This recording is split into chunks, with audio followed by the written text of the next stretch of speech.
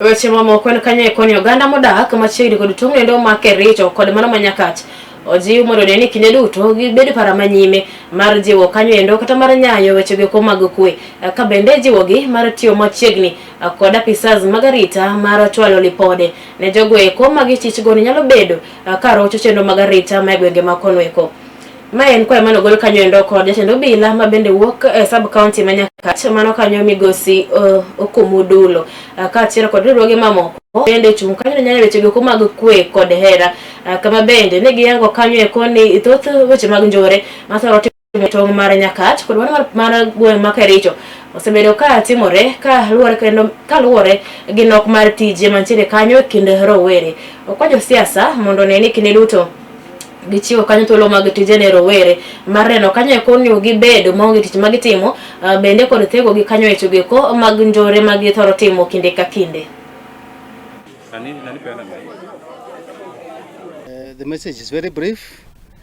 It is that we should talk with our children, the youth, or the Gen Z specifically, because they are the leaders of tomorrow. They are the community of tomorrow, so that they ensure that they follow the law, they do the right thing, they desist from committing crimes. This place is known for cattle rustling. So the Gen Z should help us to identify amongst them those who are responsible for the vice. I encourage the residents of this area, because I've given them my number, they have the number of the OCS, so that in case of any criminal activity, they report to us immediately for action. They collaborate so that we get information from the neighboring community and from this place. It is the beginning of eradication of cattle rustling. My name is Ino Shodera.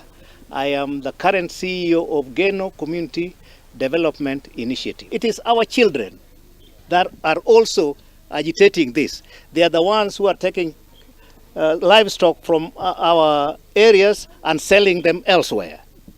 This idleness of the youth, the politicians, our representative has something, because the youths are probably using this to make a living when they should be doing some gainful jobs to make a living. We have to be also responsible for our youths. Kwa majina naitwa Koech Mrs.